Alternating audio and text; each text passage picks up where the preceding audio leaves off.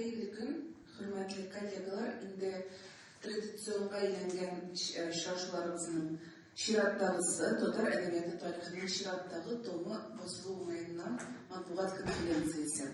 Bu yılı 7. tomu basılı şılға bağışlanan şarşı bizning qonaqlarimiz Daniya Zahidulina, Tatarstan Respublikası Fenler Akademiyasının vitse-prezidenti, filologiya fenleri doktoru, akademik Elfet Zakirjanov, Tatarstan Respublikası Fenler Akademiyası Vaniljan İbrahimov ismindagi Dil, Edebiyat ham San'at institutining Edebiyat bilimi bölümü müdiri, filologiya fenleri doktoru, hamda esa Nodir Shina, Ergi institutining Edebiy bilimi Edebiy bilim bölümünün ülke fenli hizmetkari, filologiya fenleri kandidatı. Hayırlı gün, isermisiz hürmetli qonaqlar. Hamına 7. tomga nindi şo'rlar kirgan? Mana shu so'rovdan boshlaylik. Doniya xonim, rahmatliz.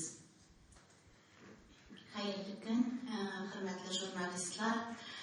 Barımızda da tuğan dil günü bilen, yoki ona dili günü dip deydilerinde xalqaro bayram bilen qutlaymiz. Hem менә шушы бәйрәмгә ясаган бер бүләгебездер инде ул безнең 7 том, Татар әдәбияты тарихының 7 тома дөнья күрде. Сез инде беләсез, 2014 елдан башлап Татарстан Фәннәр Академиясының Галимҗан Ибраһимов исемендәге Тел, Әдәбият һәм сәнгать институты 8 томлык Татар әдәбияты тарихын эшли һәм ел сайын бер том басылып чыга килә. Әлеге томнар бик борынгы заманнардан алып, бүгенге көнгә кадәр әдәбият тарихына бәя бирүгә багышланганнар һәм бу томнар академик басма буларак, академик фән дәрәҗәсендә эшләнәләр. Bu нәрсә дигән сүз, ягъни 8 томлык әдәбият тарихы, ул әдәби барыш, татар әдәбияты, аның үткәне, аның үзгәреш этаплары, аның зур сүз осталары, шагыйрьләре, драматурглары, галимнәре хакында иң объективлыкка якын фәнни мәгълүмат туплаган басма дигән сүз. Безнең бу мәсьәлә, 8 томлыкны эшләү мәсьәләсе, ул инде совет чорыннан соң идеологик ниндидер басымнан, чикләүләрдән азат рәвештә татар әдәбиятына, аның барышына, тарихына, бүгенгесенә бәя бирү теләге белән башкарыла.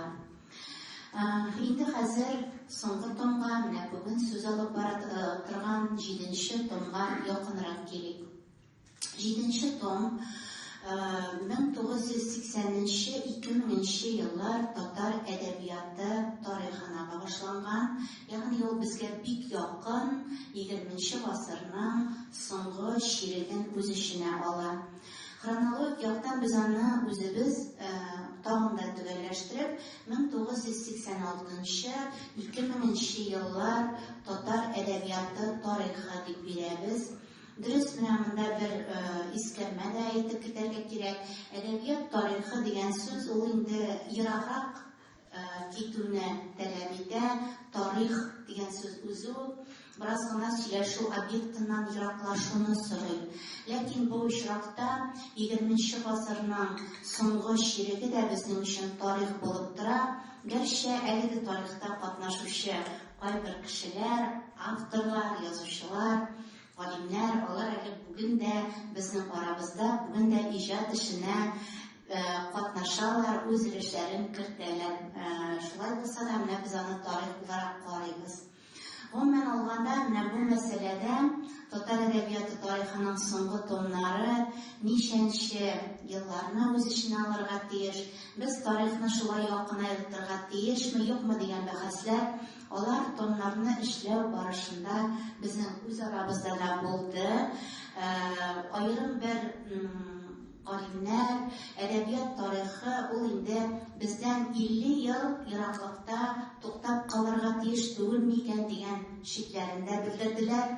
Ләкин академик басма, фундаменталь фәнни басма буларак басыла икән әдәбият тарихы, ул инде безнең югары мәктәпкә, вузларга, техникумнарга, училищеларга, мәктәпләргә әдәбият дәреслекләре эшләр өчен төп фәнни мәгълүмат туплаган басма булып тора. Әгәр мондый басма 50 ел ераклыкны үз алдына куя икән, димәк безнең мәктәпләрдә, югары мәктәптә укучылар әдәбиятның, хәзерге әдәбият, бүгенге язучы дигән төшенчәләрен бездән 50 ел соңрак булган вакыйгалар белән бәйлиләр булып чыгар иде. Мондый этап безнең булды, сез инде беләсез. Biz uzak vakıtlarında 90'lı yıllarda da, 2000'li yıllarda da yaş yazıcılar bularak 60-70 yaşlık yazıcılarını öğrenip geldik.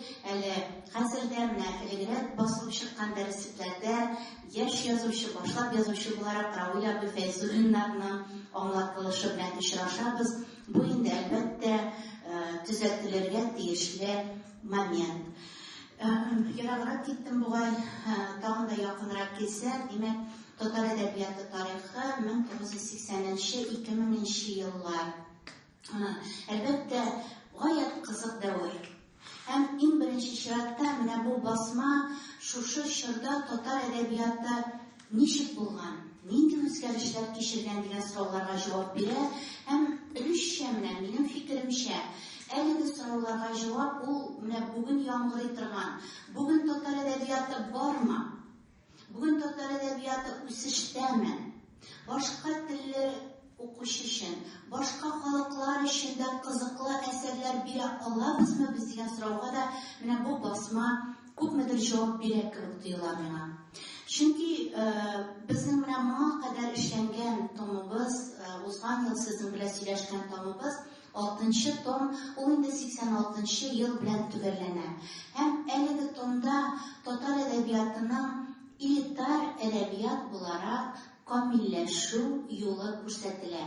Татар әдәбияты совет әдәбияты чикләрендә калган хәлдә, символлар ярдәмендә, изоп теле ярдәмендә гаять матур, гаять кызыклы, берничә эчтәлекне бирә ала торган әдәби әсәрләр булдырып, шуларны камилләштерү юлы белән үсә бара дигән фикер ул безнең 6-нчы томның төп лейтмотив фикере иде. Һәм менә 86-нчы елда кинәт кенә безнең илебездә зур үзгәрешләр башлана, үзгәртеп кору чоры башлана. Һәм үзгәртеп кору чоры әдәбиятны да тамырдан үзгәртеп ташлый. Чөнки ашыклык килде, цензура бетерелде, һәм моңа кадәр изоп теле белән яшереп, аз мәгънә буларак яшерен әйтелгән фикерләрне ачык әйтү мөмкинлеге туды. Шуның белән бергә халыкта милли үзаң шул хәтле зур сикереш ясады. Әлеге милли үзаңның сикереше, күтәрелеше ул шунда ук әдәбиятка да тәэсир итте. Һәм киресенчә, әдәбият үзе менә шушы милли үзаң күтәрелешен әйдәп баручыга әверелде. Менә шушы хәлдә татар әдәбиятында нинди үзгәрешләр булды? Гомуми генә алганда иң төп үзгәрешләр. Иң беренче чиратта әлбәттә әдәбиятка тыелган темалар үтеп керде. Ул совет чорын тоталитар система, тоталитар режим буларак карау һәм бәяләү. Ул шәхес культы темасы. Ул коллективлаштыру, 17-нче елдан соңгы милләткә килгән, халыкка килгән, илгә килгән зур фаҗигаләр. Ул бик ватан сугышына яңаша караш, гражданнар сугышына яңаша караш. Һәм шушы тыелган темалар белән бергә милләт язмышы темасы моңа кадәр күрелмәгән дәрәҗәдә бер ачыклык белән әдәбият мәйданына чыкты. Милли проблематика ачыктан-ачык куела башлады. Һәм тарихи әсәрләр, халыкның үткәнен, татар халкының тарихи мәдәни мирасын яңаша карау, шулай ук әдәбиятка көчле бер агым булып үтеп керде. Һәм менә шушының белән бәйле әдәбиятка күп кенә тематик киңлек алып килгән тискәре сыйфатлар да күренә башлады. Чөнки әдәбият үзенең әдәбилегеннән, элитарлыгыннан читләшеп, массачыл әдәбиятка якыная башлады. Аңа публицистика үтеп керде, аңа үгет-нәсихәтчелек үтеп керде. Һәм әдәбият әйтергә тиеш булмаган дәрәҗәдә турыдан-туры фикер белдерү үтеп керде. Һәм булар әдәбиятны ниндидер бер юлсызлык халәтендә калдырдылар. Һәм менә шушы без караган чорда татар әдәбияты әйтерсең лә кайсы елдан үсәргә белмичә бер туктап калды. Публицистика белән якынаю, массачыл әдәбият белән якынаю аңа әлеге юлларны эзләүнең кирәклеген бер яктан күрсәтсә, икенче яктан әлеге юлларны эзләүне дә кыенлаштырды, авырлаштырды. Әмма менә без карый торган чор әдәбияты шуны күрсәтә. 2000 елга кадәр безнең әдәбиятыбыз менә шушы форма ягыннан җитешсезлекләрне узып, инде яңадан үзенең югары сыйфат дәрәҗәсенә әйләнеп кайтты. Алай гына да түгел. Ул чор бит инде ул дөнья әдәбияты белән танышу мөмкинлекләре дә яңа бер дәрәҗәдә ачылган чор. Менә шушы чорда татар әдәбияты дөнья әдәбиятында барган үзгәрешләргә дә сизгер булып, яңа дулкын хәрәкәте тудыра алды. Яңа бер әдәби барыш, яңа бер сыйфат үзгәрешенә чыга алды. Менә шушындый фикерләргә китерә безне әлеге чорның әдәбияты, һәм шушы фикерләр безгә милли әдәбиятыбызның, татар әдәби аңының көче, потенциалы зур булу турында да сөйли. Бик зур рәхмәт, Дания ханым. Инде сорау Әлфәт абый сезгә булыр. Менә нинди авторлар һәм кайсы әсәрләр кергәненә бултынган. Сезгә аны күз алдына китерү өчен шулай символлар белән сөйләшергә кирәктер инде бу очракта. Кайсы авторлар белән таныша алабыз? Хәерле көн, хөрмәтле җәмәгать. Чынлап та Дания фатихның инде шактый тулы рәвештә әлеге шартларына без алып керде. 85-2000 еллар барыбызда күз алдында, ягъни сез һәм без яшәгән, безнең замандашлар яшәгән әдипләр иҗатын үз эченә ала. Һәм кайсы авторлар бу чор әдәбиятының нигезен, ул чор әдәбиятының төп сыйфат үзгәрешләрен чагылдыра дигән сорауга җавап бирү, ул нигездә инде әлеге томлыкның эчтәлегендә дә чагылыш таба.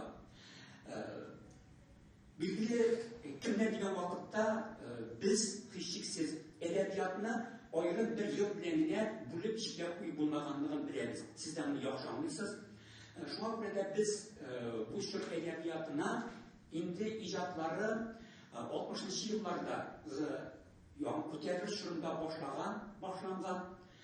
Шул чорда әдәбиятка билгеле бер эзләнүләр белән, авангард эзләнүләр белән, яңалыклар белән килеп кергән әдипләрнең нәкъ менә 80-90-нчы елларда үзләре иҗатларының билгеле бер биеклегенә ирешү дәүрен күрәбез һәм шуларның иҗатын чагылдырырга тырыштык. Дөрес, бу мәсьәләдә билгеле бер дәрәҗәдә бәхәскә урын калады, чөнки кемнәрне кертү, кайсыларны без чын мәгънәсендә әдәбиятка яңалык алып килде дигән сорауга җавап эзләү, бу сорау даими бәхәс уята, Тукай бүләге бирелү бәхәс уяткан кебек. Шулай да мин уйлыйм, менә исемнәрне әйтә мөрәҗәгать итәбез икән. Мисал өчен безнең прозада Ибраһим Сәлахов, Аяз Гыйлаҗев, Нурхан Фәттах, Мөхәммәд Мәһдиев, Миргасян Юнус, Фәнис Яруллин, Мәхмүд Хәсәнов, Тәүфик Әйди кебек авторларыбыз керсә, Батулла, Ринат Мөхәммәдиев, Марсел Галиев, Мәдинә Маликова, Айдар Хәлим. Күрәсез, әлеге Күрәсез, әлеге шәхесләр, алар чын мәгънәсендә әдәбиятта үз урынын алган һәм бәхәс уятмый нигездә дип әйтәсем килә иде. Шуның кебек менә мин үзем әлеге томлыкта аеруча күп игътибар иттем һәм үз карашларымны булдыра җиткерә тырыштым. Драматургия, әдәби тәнкыйть һәм әдәбият белеме бүлекләренә. Драматургиядә билгеле инде бу шәһәр әдәбиятын әйдәп алучы шәхсебез Туфан Али Миңнуллин. Аның артыннан кемнәрне тәкъдим итү мәсьәләсендә biz fikir alışkandan soң нигездә Ризван Хәмид һәм Юнус Сафиуллин иҗатларына тукталдык. Гәрчә монда без башка кешеләрнең исемнәрен атый алыр идек, әйтик Рабит Батулланың бу елларда әсәрләре куелып килде. Шул Әхәт Гафарның да кайбер әсәрләре куелып килде. Нәкъ 90-нчы еллар, 80-нчы еллар ахырында килеп кергән буын Матугилазовлар, Гафуркаевлар, Данисовлар буыны да 90-нчы еллар дәвамында инде Сөлфәт Хәкимнәрдә актив куелды. Ләкин аларның иҗатын без нигездә алдагы чорга, ягъни 21-нче гасыр әдәбиятына күчерү кирәк дигән фикергә килдек. Менә бу фикер карашларга бәйле беләсезме, безнең әлеге томлыкка бәя бирү, әлеге томлыкка кергән әсәрләр аша әдәбиятыбызга бәя бирүдә мин үзем шушындый принципка нигезләндем. Бит язучы, синең белән минем кебек кеше һәм ул үзенең әдәби әсәре аша тормышта куелган сорауларга җавап эзли. Менә бу җавап эзләү барышында аның юлы, ул тәкъдим иткән юл, без аны идея буларак ачсак та, билгеләсәк тә, ул тулы хакыйкать әйтеп бетерә алмаска да мөмкин. Ул язучыны уйланырга, эзләргә, укучыны уйланырга, эзләргә икәнлегенең бер юлы булып тора. Һәм шушы чорда язучы дин җәмәгатьчелеккә, безгә үзенең әсәрләре белән әлеге тормыштагы үзгәрешләрнең кайсы якларын, нинди планда алып килде һәм нинди алым чаралар белән ул шушы сыйфат үзгәрешенә килде. Менә шунысы мөһим иде. Менә уйлыйм, әйткәнчә бу урында инде шуны Туфан Миңнуллинны, Ризван Хәмид иҗатларын алабызны, аларга нисбәтләп, иркенләп, киң итеп сөйләшү һәм аларның сыйныфка әдәбиятка алып килгән яңалыкларын билгеләү мөмкинлеге бар. Бу томлыкта алар безгә калганча урын алган дип мин саныйм. Менә тагын бер сорау, Рәйсән ханым, сезгә булыр инде. Әлеге фәнни хезмәтләрне әзерләгәндә, менә аларны туплаганда нинди тәртип саклана? Мәгълүмат еллар буенча, авторлар буенча, әсәрләр буенча, процесслар буенча тупланамы? Һәм менә бу бер томны әзерләп чыгуга күпме вакыт китә? Һәм ничә галим катнаша? Бу томлыкка мәкаләләр язуда безнең институт галимнәре һәм башка институтлардан, хәтта башка шәһәрләрдән, Казан, Алапкадан галимнәр катнашалар. Безнең һәркем үзенең эшләгән өлкәсе юнәлешендә кем шигырьгә белән ныклап шөгыльләнә, алар монографик мәкаләләр язып тапшыралар. Һәм бу томлыкка Татарстаннан читтә иҗат итүче татар әдипләре, алар иҗатында татар мотивлары кертелә икән, аларны Башкортстан, мәсәлән, Башкортстан һәм Себер татарларының әдипләренең иҗатлары кереп китте. Шул галимнәр, шуларны өйрәнүче галимнәрнең хезмәтләре, мәкаләләре урын алды. Бу хезмәтне эшләп чыгару ел дәвамында алып барыла. Чөнки һәрбер авторның, менә без бүлектә дә әйтәбез, язып чыгу өчен бер кандидат диссертация язган шикелле материалны актарып, өйрәнеп чыгарга кирәк. Бу монографик мәкаләләрдә менә шушы чор иҗатының, шушы чор әдәбиятының үсеш юлларын билгеләүче, аңа һичшиксез яңалык алып килүче, интеллектуаль, укучыга естеткан, элитар әдәбиятка караган авторлар сайлап алынып, аларның иҗаты фундаменталь монографик планда өйрәнелә һәм киләчәктә өйрәнүләргә, киләчәктә тикшерүләргә нигез булырлык итеп эшләнә. Рәхмәт, бик зур, хөрмәтле коллегалар, инде сезнең сорауларга күчик. Рәхмәт итегез. Кемнең сорауы бар? Татар-информ, рәхмәт итегез. Рәхмәт, Татар-информ, минем сорауым бар иде. Китап булуы бик яхшы инде, әмма электрон варианты да булуы, чөнки күнәсендә язгансыз, ул булачак дигән китапханәләрдә, мәктәп гимназияләрдә, югары уку йортларында күпләрнең мөмкинлеге булмаска мөмкин. Шушы сорауга җавап бирә аласызмы?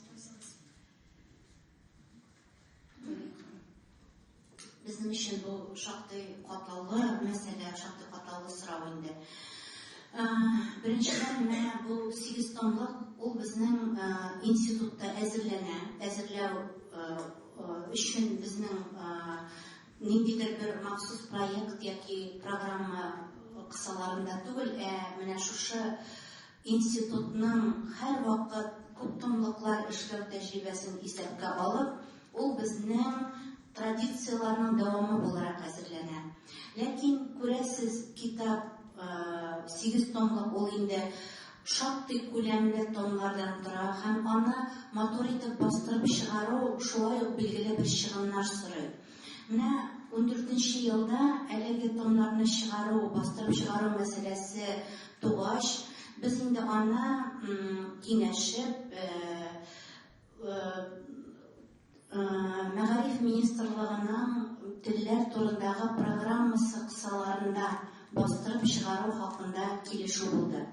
Бүгенге көндә 1-7 томнар һәр берсе дә шушы телләр программасы кысаларында басылып килә, ягъни аны бар дип бастырып чыгару чыгымнары гына шушы кысаларда финанслана һәм һәр елны 2000 экземпляр 1000 экземпляр басылып чыга һәм мәктәп китапханәләренә таратыла. Бер яктан без моны дөрес дип саныйбыз, чөнки ул инде укытучыларга барып җитә, укучыларга барып җитә һәм шунда ук киләсе буын файдалану өчен менә дигән чыганак булып тора.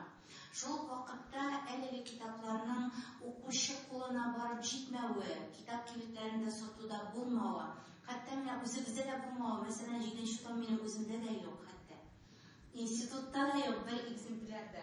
Бу инде гайре табигый хәл, бу булай булырга тиеш түгел бит инде дигән сүзне бездә һәр инстанциядә яңгыратабыз, әйтәбез. Бүгенге көндә әле аны каядыр бастырып, өстәмә тираж белән, ниндидер юллар белән бастырып чыгару юлы табылмаган. Әмма менә бер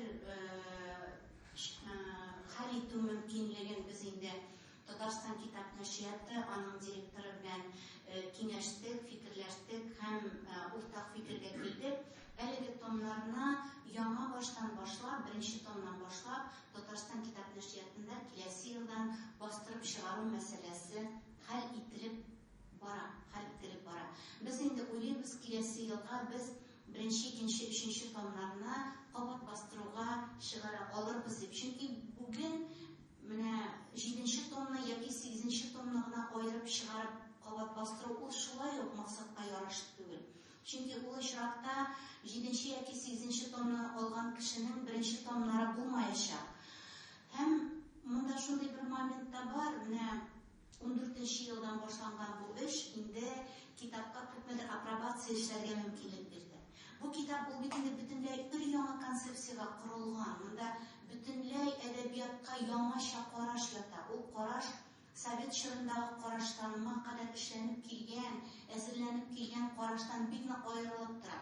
Һәм без хәзер үзебездә күрәбез, шул вакытта әлеге китап белән эшләүчеләр белән дә аерым бер очрашулар, түгәрәк өстәлләр, семинарлар уздырабыз. Аерым бер материалларны бирүгә үзгәрешләр кертергә кирәк. Һәм без уйлыйбыз, кабат бастырганда ул инде 2нче басма булмас, бәлки. Ләкин ул барыбер күпмедер үзгәрешләр белән булыр.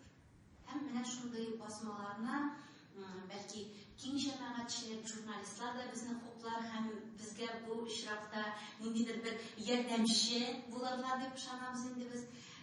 Әгәр шушы мөмкинлек туа икән, Фәннәр академиясе, галимнәр һәм бигрәк тә Тел, әдәбият һәм сәнгать институты әлеге басмаларны кабат бастырып чыгарырга әзерләргә әзер. Рәхмәт. Тагын сораулар?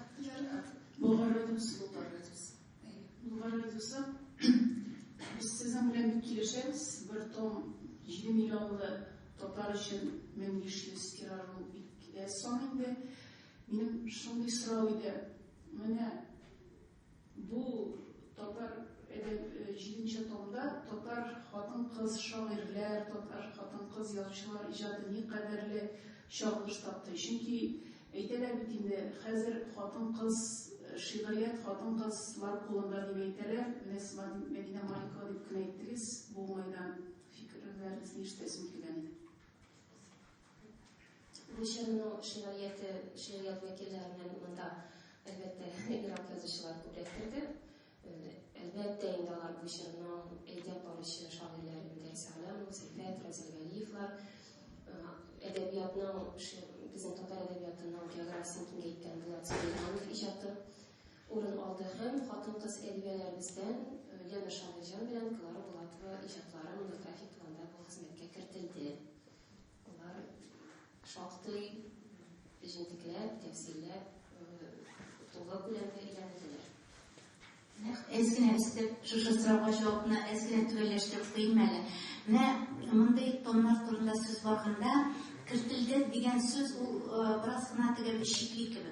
Ne kitap şöyle prensip bilen tüzülgen, biz indana her yıla işraşılar ekleriz. Onda monografik hem küzetü karakterindagi materiallar var. Yani her yöneliş boyunca edebi hareket o bir umumi küzetü materialı biriler şu yıllar aralığında. Onları edebiyatının ayrım bir türlerine şunday materiallar verirler. Mesela proza, ayrım küzetü verirler. Onları bir neçe автор ayrı olup monografik. Onları son poeziya, ayrım авторлар monografik. Dramaturgiya, küzetü bağlar, edebiyatı küzetü, edebi tanqid ham edebiyat bilimi küzetü. Ne şu rivojli küzetü materiallar var. Küzetü materiallarında şuşu şur edebiyatına ülüş kiritken barlık yazışlarında yamalık bulgan көрүнөрлүк эсерлери барлык шагыйрелерде, барлык прозаик хатын-кызларда tilge alınırlar. Onların bilgili eserleri yamalık alıp gelgen eserleri көрсөтүлө. Ne bu işrakta şunday soru bulurgan ki, ne için siz mine ayrım bir kişilerine monografik saylap alasız, ayrım bir kişilerine küzetүү karakterindagi materiallarına kirtesiz deyip. Ne monografik saylap alı, ul indi Tatar edebiyatının birinci derecedeki yazıcıları icatına kagılışlı. Biz ul vakitte icatını tulusынша analizlap maksatı koyabız, yıllarga qaramışa. Eğer ul şuşu şırda zor ölç kirtken yazıcı iken, şuşu şır edebiyatını özgertken yazıcı iken, lekin onun mesela icatı 40-50 yoki 60 yıllarda başlangan iken, biz indi şul şırdan alıp tulusынша barlık eserlerinde kulaşlagan analiz yazıyoruz. Küzetü karakterindagi, absurd karakterindagi materialda şuşu şur edebiyatındagi көрүнүклүү eserler hem көрүнүклүү ijatlar көрсөтүлүp, analizlanıp, beğenilip ötülüp. Рахмет. Тагын суроолор? Bu soru sizge bulur indi. Tatar авторлары kimi deyimiz bitindeymi? Kileşekte oğa taban milletinin şuşamı tonlarga kirdi alırlık авторлары bulur miken? Nişi bulursunuz? Bulur da kimrek bulur miken ol işi? Bu sırau kileşek sırauı dip ektirinde iyi. Bu dürüstün etkinde biz bugün günde edebiyat tarihinin 8. tomluğunu işleyimiz. Hem bu edebiyat tomluğunu indi biz nağmine 21. asır başı edebiyat deyip, yani 2000. yıldan sonra bugün günde katarık edip ektirgen mümkün edebiyatına bir yerlerini güzel tutarız. Anısı deneyeketlerine etken sırauı kudurabilgide, o bir yerlikte yakındağı tarih, hazırlık tarih, edebiyat tarihi bulara indi bilgileri sırada okuyatta. Çünkü şimdi bir müziğçilik var edebiyatta. Edebi eserini yazıcı icattan hadette oldağa buğun, tükölürek, tulurak beğeni. Ne biz bugün müterip olan yazıcılar 15-20 yıldan sonra onlar okuşusuna kızıklı bulur mu diye sordular. Eğdi senin sırada geldiğinde bilesini so'nggi vaqtda matbuotda o'qisam men Tatar edebiyoti bormi u degan savolni qo'yib, qolgan kishilarning fikrlarini yomg'irab ketgan edi gibi. Hadekda bu savolni edebiyotni bilan yaqindan tanish bo'lgan kishi so'raydi. Men javob yomg'iradi. Men qo'yaylik. Bugungi kunda qarabsiz, o'qib degan siz o'zingizda qatnashib, fikrlaringiz bilan o'xshab turgan konkurslarni olib qolamiz ekan. O ilham konkursining gidib boshqalarni boshqa ayrım rayonlarda, tübeklarda o'tkazilib turgan аларда һәрвакыт дистәләгән, йөзләгән укучы катнашуын күрәбез без. Хәзердә журналларны алып карыйбыз икән, Иделнеме, Казан утлары мәйданына яшьләргә торган саен киңрәк урын бирелгәнлеген күрәбез без. Бу яктан караганда мин уйлыйм, дөрес, татар мәктәпләренең сан ягыннан кимүе, татар мәктәпләренең укучы балаларыбызның сан ягыннан кимүе бу кичексез әдәбиятның да билгеле дәрәҗәдә кысылуына, тораюына китерә. Монысын да күрергә кирәк. Шул вакытта бүгенге көндә хәтта мин әдәбиятыбызның киләчәгенә өмет белән карыйм. Бар әзерлекле, акыллы, булдыклы шәхесләребез, укучыларыбыз, алар инде әдәбиятка килеп, үзләренең беренче хикәяләре, шигырьләре белән дә матур нәтиҗәләргә ирешәләр. Гади генә мисал, шул Казан утлары журналында нәкъ 25-30 яшькә кадәрге авторларның шигырьләре, яисә хикәяләре бирелеп, Дания Фатиховна җәһәт тәнкыйть кысасында аларга бәян биреп бара. Бу үсү аларга менә дигән бер этәргеч булып тора саныйм. Рәхмәт. Тагын сораулар? Минем менә бер сорау бар. Ашыгып кертегез. Зинһар, рус телле татар язучылары, татар әдәбияты сыналганмы, юкмы? Бу инде шундый бер бәхәс. Барысында фикерне ишетергә була. Беләсезме, монда матбугат битләрендә бу хакта бәхәс булып үтте инде. Менә бу томны эшләгәндә нинди максат куелды дигән киңрәк сораудан башларга кирәк. Менә безнең узак вакытлар Совет чорында татар тарихы, татар мәдәнияте, татар әдәбияты ул инде Татарстан кысаларында булды. Моның үзенең мәгълүм бер сәбәпләре бар иде, бигрәк тә фәнни институтларның эшчәнлеге ягына. Без аны беләбез, ул махсус сөйләшү өчен мәсьәлә дә була ала, әгәр кызыксынсагыз, бу мәсьәлә турында сөйләшү дә оештырырга була. Һәм менә шушы мөмкинлек ачылуга татар тарихын, татар мәдәниятын, татар әдәбиятын, татар мирасын, Фәннәр академиясының барлык институтлары менә Татарстан белән шикләнмичә шушыны эзләү, тикшерү, өйрәнү эшенә керештеләр. Менә әдәбият тарихы томнарында да без шуны күрәбез. Һәм әдәбият тарихы томы беренче тапкыр Башкортостандагы татар әдәбиятын киң бер процесс буларак бирә.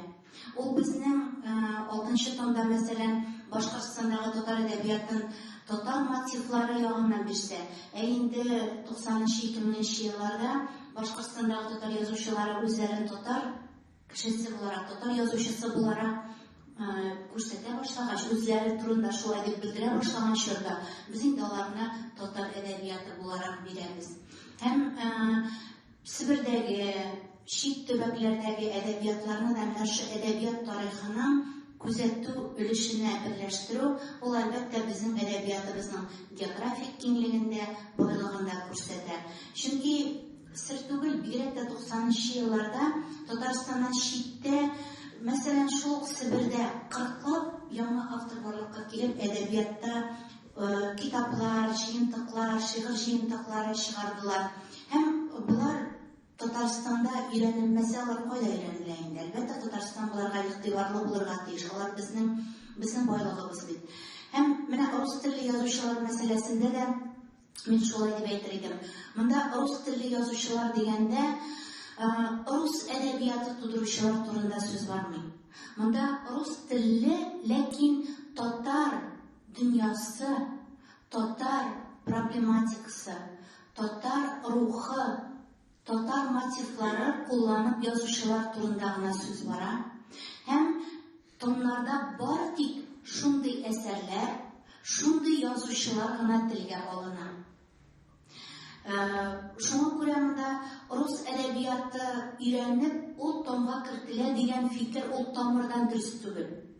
Чөнки Татарстанда бу яктан язучыларны ике зур төркемгә аерып карап та буладыр. Мәсәлән, рус әдәбияты буларак иҗат итүчеләр һәм үзләренең татарлыкларын күрсәтеп, татар әдәбияты буларак рус телендә иҗат итүчеләр. Менә шушы татар әдәбияты буларак рус телендә иҗат итүчеләр иҗаты турында зур булмаган күзәтү характерындагы. Ул хәтта шушы зур томлыкларның 0,1 ул материал. Әлеге материал шул кадәр әз күләмдә һәм гомуми күзәтү характерында, безнең фикеребезчә, ул татар әдәбиятын өйрәнүгә берничек тә тискәре йогынты ясый алмый. Әмма үз чиратында татар әдәбиятында барган эзләнүләрне тирәнрәк күрергә ярдәм итә. Мен бу чакта бер мисал да китерәсем килә, әгәр рөхсәт итсәгез. Менә Башкортстандагы татар әдәбиятын, бигрәк тә 60-70, 80 еллардагы Башкортстандагы татар әдәбияты буенча материаллар әзерли башлагач, без бер нәрсәгә игътибар иттек. Менә Башкортстанда яшәп иҗат итүче кешеләр, шәхесләр, иҗатчылар, аларның барысына ул чорга кагылышы татар язучылар дип әйтә алмыйбыз әле без.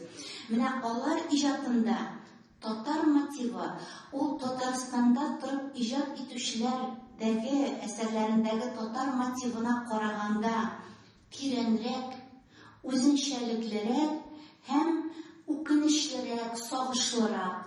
Менә монда үзгәрешләр, үзенчәлекләр бар. Менә шушы сүзне, татар мотивларын рус телендә иҗат итүчеләр әсәрләренә карата да күпмедер күләмдә күчереп куярга мөмкин. Гаҗәп кызык күренеш.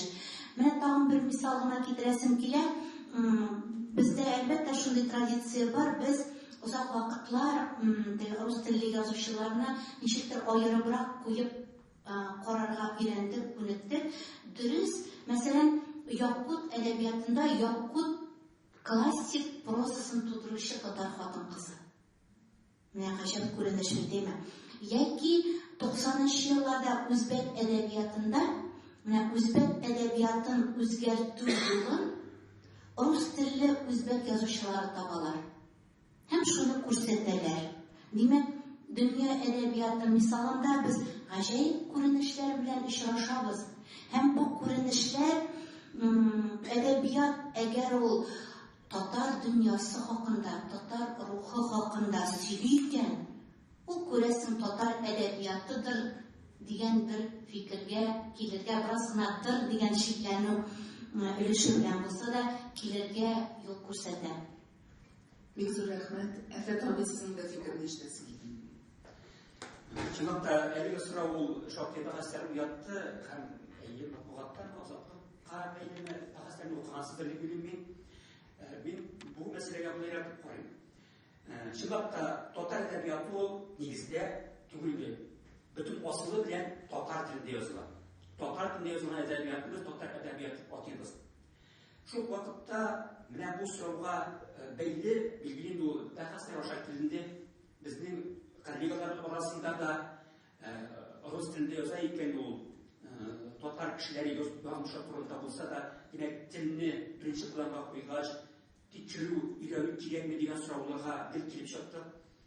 Икенче яктан, күпме дәрәҗәдә без бу авторларга киң җәмәгатьчелекнең игътибарын тәҗриб итү кирәген тудырдык. Ник дигәндә, монда менә берничә мәсьәлә үзара килеп кушыла кебек тоела. Бердән, бүгенге көндә рус телендә иҗат итүче татарларның саны арта бара. Безнең хәтта бүген татар язучылары биргән орта яшьтәге авторларыбызның да кайберләре русча яза, ләкин рус телендә ул бастырмый, тәрҗемә итеп татар телендә чыгара. Һәм татар телендә чыгара икән, димәк, ул татар әдибе буларак тулгаклы санала дип әйтим. Икенчедән, карагыз, дөнья әдәбияты үрнәгендә дә бар бит ул.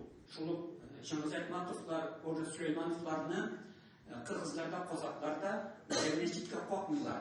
Гәрчә алар рус телендә шактый күп санда әсәрләрен Сөләйманов рахмәтле русча язса да. Әмма мин моның белән рус телендәге әдәбиятны тулысы белән үзебезгә тарту ягында түгел. Яни Фатихның кат-кат әйтте. Безгә бу очракта Татарстанда яшәп, син белән минем белән күршедә яшәгән татар кеше ул, аны яшәү рәвеше, ул рус телендә яза. Мөмкин аңа яшьлек кенә әлеге әсәрен тәрҗемә итеп татарча чыгарырга да. Шул вакытта без аны билгеле татар әдәби дип атаган булыр идек. Шулай әйтим инде, бәлки бу бик матур яңгырамаса. Ләкин миңа кызык, ул русча язырга, укырга мәҗбүр ителгән әлеге шәхес үзен татар итеп сизәме? Аның күңелендә татарлыкка карашы мөнәсәбәте нинди? Безнең чит төбәкләрдә яшәүчеләр бит йөзләгән, меңләгән кеше без үзен ничек хис итә? Башка чит кирәклектә, чит тел аралыгында белән аралашып яшәгәндә. Күпме дәрәҗәдә ул безгә чагыштырып карарга да мөмкинлек бирә. Мин уйлыйм, алга таба Алла bilsa, безнең институт әле менә шушы үзенчәлекле әдәбиятны аерым бер җитди проблема итеп өйрәнергә килербез дип уйлыйм. Бу шуңа бәлки беренче адым да булыр. Бәлки инде ул шушы әдәбият тарихы кысасыннан алынып, махсус нәкъ шушы рус телендә иҗат ителгән әдәбиятта татар мотивлары булып, инде бер зур бер монография төшендәме проблеманы чишү рәвешендә аерым акылы иҗатына бәйле чирек китаплар булып, мәйданга да килергә мөмкин. Гәрчә әйткәнчә соңлап калса да, без хәзергә җәмәгатьчелеккә менә бу әдипләрнең иҗатын тәкъдим иттек күз өстендә. Уйланыйк, фикер алышып, уйлыйм, кызыклы нәтиҗәләргә килеп чыга алырбыз дип уйлыйм. Әгәр инде җәмәгатьчелек безнең белән килешми икән, кабат бастырып чыгарганда, бу материалны төшереп калдырганда да бер нәрсә дә үзгәрми торгандыр, чөнки барыбер институт, Фәннәр академиясе ул татар әдәбиятын өйрәнү белән шөгыльләнә. Томнар татар әдәбияты тарихы. Монда инде сезнең фикер, җәмәгатьчелек фикере дә бик зур роль уйный. Бик зур рәхмәт. Тагын сорауларыгыз бармы? Әгәр сораулар булмаса, булар конференциясын төгәллибез. Сезгә бик зур рәхмәт һәм уңышлар телибез. Коллегаларга хәерле эш көннәре.